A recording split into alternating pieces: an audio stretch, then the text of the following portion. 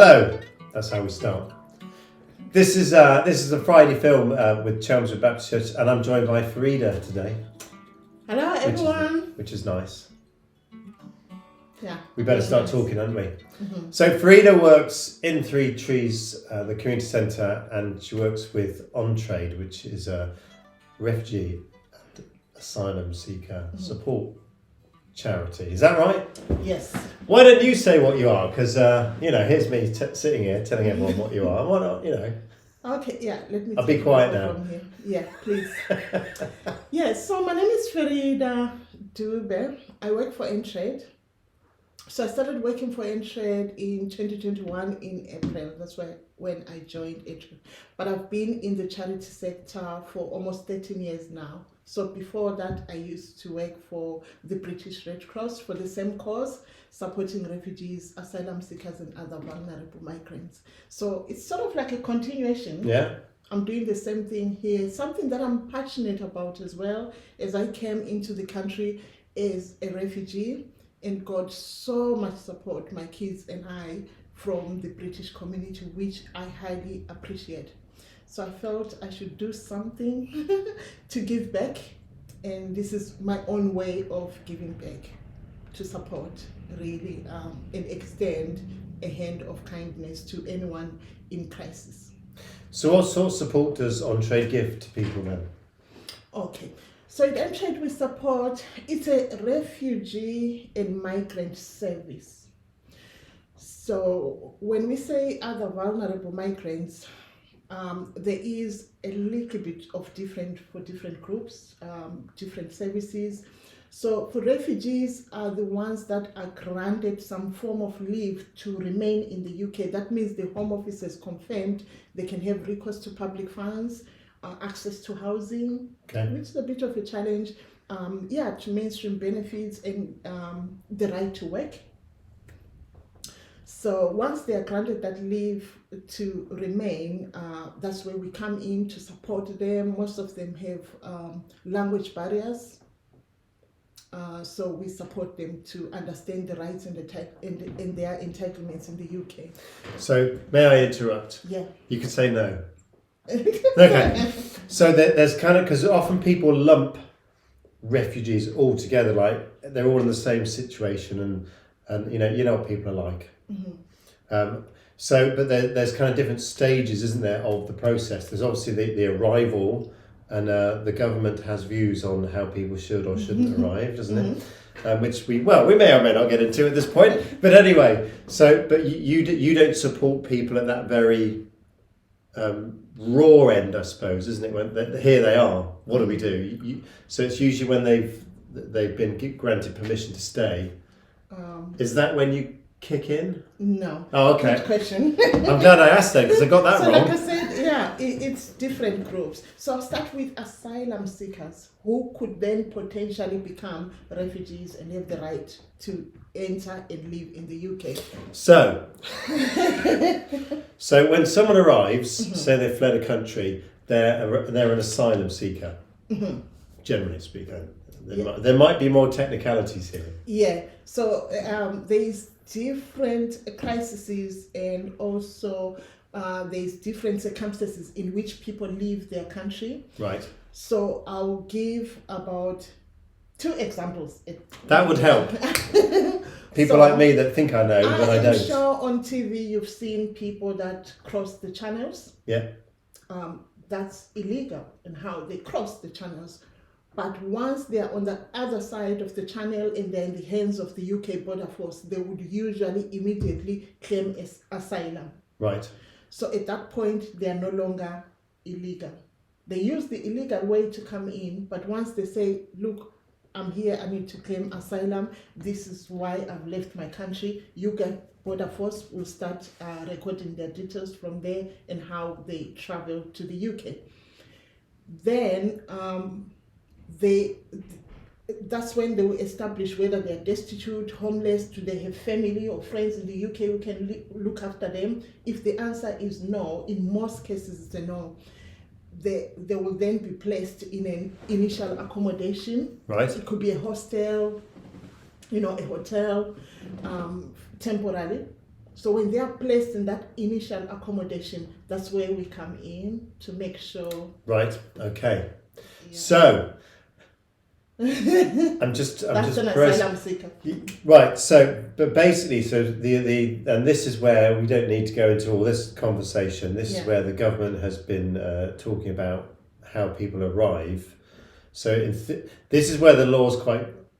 It's not really complicated. It's strange, isn't it? Because people can arrive illegally, which is one thing. Then the person isn't illegal. It's never illegal to be a person.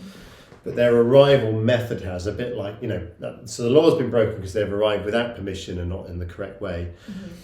But as soon as they say, I'm claiming asylum, they become then an asylum seeker. So if I cross the channel to France myself and just said, I'm just here on holiday, they would arrest me and send me back because I have no claim for asylum, and I went over there the wrong way. The wrong way.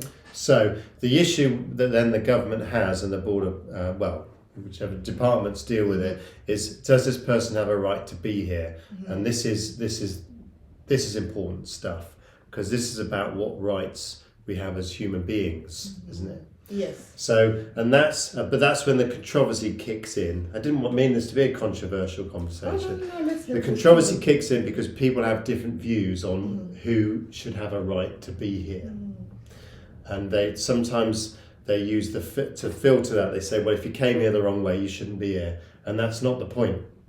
The point is why they came here. The point is in the why first place. they came.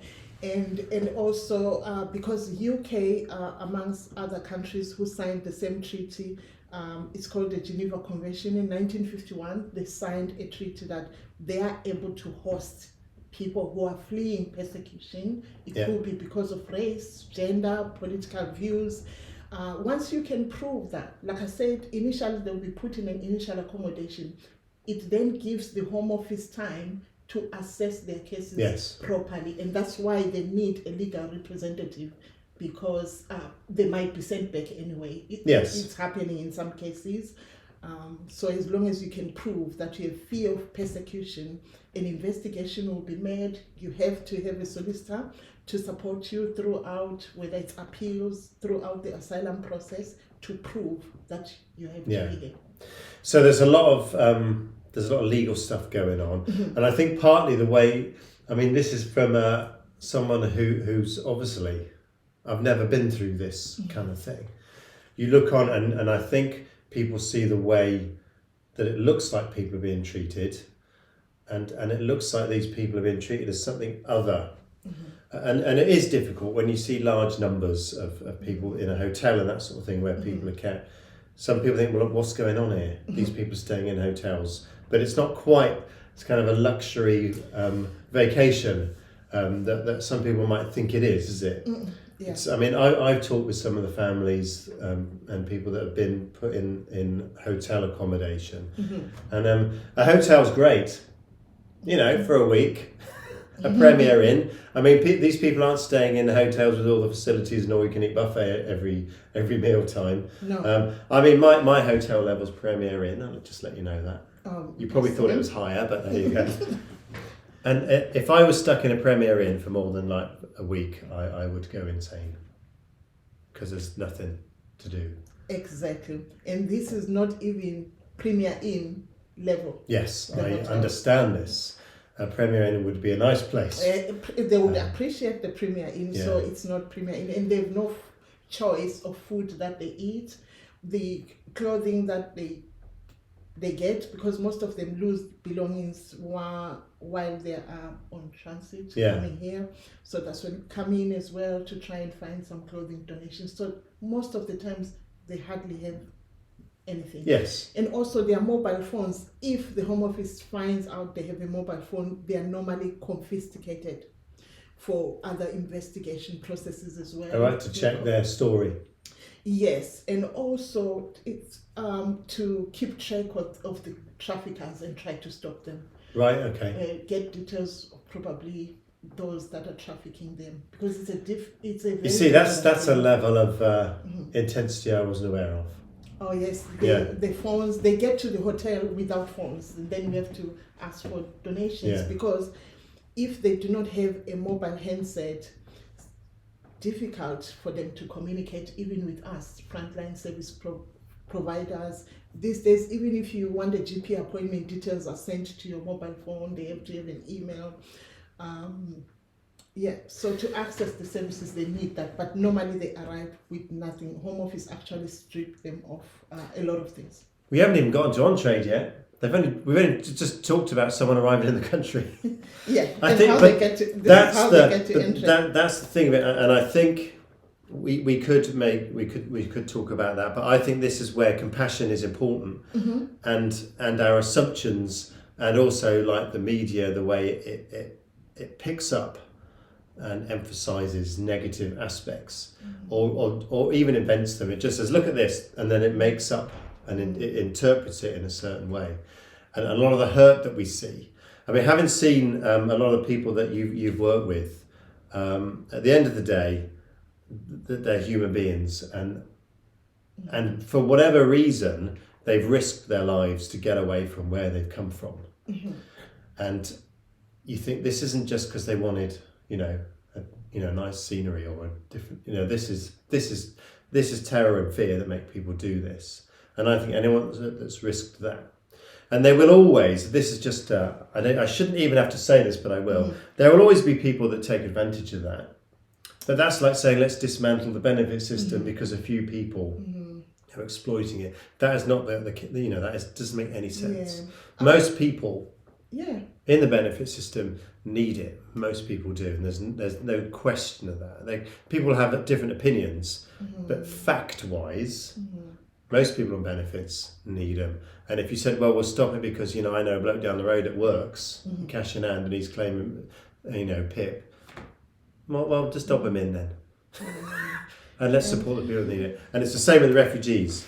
So it's a complicated arrival, yes? Yeah, for asylum seekers, a very complicated arrival. But eventually, once they are granted leave to remain, then they can go into mainstream benefits, try to find some work, yes, which is a challenge sometimes. So that's one group, really. So normally a refugee and who they've arrived as an asylum seeker. That's one group. The second group. So the second group. Perhaps we'll have an extension on this show. Yeah. So the second group, I'll give an example of what Please we've do. all experienced. The Afghan evacuation, which happened in 2021. Similar circumstances with Ukraine nationals.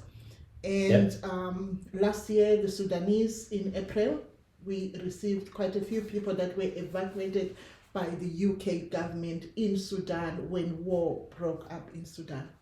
So we met more than 30 families, but some, they had local connection in Manchester, for example. Right. Although they arrived and they were received by, welcomed by Solihull Council. However, there was limited capacity for Solihull Council to host at least maybe 6-7 families.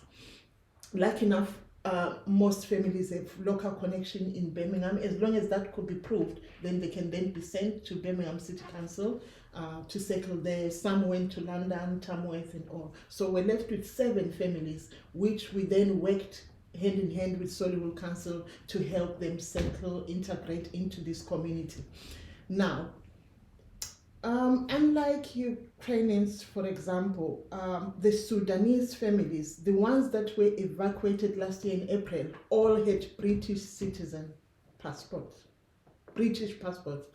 That means they were either born here or they've lived here before, acquired British citizenship. Right. At some point, they said, look, we need to go home, rebuild our life and settle there. I think I'm okay to go back home. But then the unexpected happened. War broke and they lost everything. Yeah. Some people's families are still stuck there. However, through the help of Three Trees, the local community in Chelmsley Wood, all our supporters, this was going to be complicated without your support. So most of them have settled, in local communities. Children are in school. Some are actually working now already. So because they have the right, they have the British passport. Yeah. So it was easy to get them into the system, benefit system, housing system, unlike asylum seekers. And this is that's the dream, isn't it? When people do enter the country and they settle and become part of the community. And it's not about everyone being the same, because I've seen Chelmsford Wood change over the years I've been here, and it's diversifying now, and actually it's a beautiful thing. Seeing, I think you go to any community where everyone's the same. It doesn't matter how in what way they're the same. Yeah. It's a bit kind of all right. When you start going to places where there's people of different backgrounds and different colours and different religions and all this kind of stuff, actually it gets far more interesting and the food gets better. Yeah. I think when the world starts arriving in a place, I think it actually enhances life, doesn't it? And it enhances understanding. And this idea of it being a threat, and I have opinions on that, which ask me sometime and I'll tell you. I think it's a misplaced fear, because I think you look at, Birmingham is part of the beauty of Birmingham as a city is the diversity across it, isn't it? It's a beautiful city, people-wise, I think. And seeing that kind of edging into Chelmsford Wood over the last decade or so has been lovely. Meeting, when I think my first experience with asylum, well, they would have been refugees, with people from Syria, and some of the Syrian families that we worked with was wonderful, and becoming kind of friends with those people, and also hearing some of what they've been through. You think, well, why come here? Just, I think at that point I had, my kids were little, it's like I would do exactly the same thing if I was in that situation. Yeah, I would say not because we are the service provider for them, but there's a whole lot of testimonies, and if you ever want to hear any of them in person as case studies, most of our clients are always willing to share their story. For example, the Sudanese that came last year, most of them were teachers, engineers, pharmacists, and now they are going back into that field here in the UK. Which we need men in the UK. And women. And I remember we linked one lady to one of the Syrian resettlement former service user who's now a pharmacist, has done his PhD and all that. And I linked this lady who just came because they speak the same language. And I said, could you show her the ropes, please? Because she wants to go back into pharmacy. That's what she was doing. And that's another myth, isn't it? That the people that are, coming into the country have no skills. But they do, like you say. And I think I don't know if that's a British thing where we laugh at people that speak bad English, and we think if their English is bad, they're not intelligent. There's a guy, one of the Syrian guys, I think I don't know what level he was at. He was writing books and stuff. Yeah. But he comes to the country, can't work. And first he's not allowed to, and then when he settles in, he hasn't got the language skills. So and there's a guy that we know now is linked with the church who's having the same thing, language barriers. All he wants to do is settle down, find somewhere to live, permanently, get a job, get on with his life, which is actually what all of us want to do. Yes, and most of them do not stay on benefits, just as us. They do not want that. They want to be independent, and it's our job also to make sure they're self-reliant, they connect quickly in the community and get back to this, to their background, skills and knowledge, and do what they enjoy doing. We've met teachers, lawyers, people with that kind of background. And just 2 weeks ago, Entraide paid for two individuals' application for UCAS to apply for a place they want to do cyber security. They're young people, so they saw that opportunity. There was a degree advertised, particularly for refugees. They wanted to apply that, but they did not even have that £20 to complete the application, and we supported them. So tell us what Entraide do then, because I think Entraide are superstars. I'm not just saying that. And we're going to leave it there because it was such a long interview. I did say to Ferida right at the start, it's only going to be 15 minutes, and 40 minutes later, it's like, I better go. So we're going to leave it at that. Next week, we'll pick up with part 2, where Ferida goes into more detail about what it is that Entraide do, and also talks about some of the, I guess, some examples of the kind of stuff they've got up to.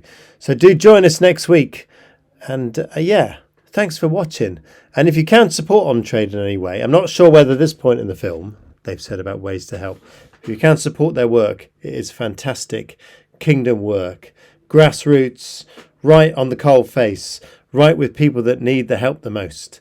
And it's fantastic what they do. And it's important because it's not in isolation either. It's part of it works as part of a community. It's not like I'll help you and now I'm going to leave you on your own again. I'm helping you as part of this bigger community that's going on. They are fantastic. So we'll see you next week. Take care and join us for Entraide Part 2.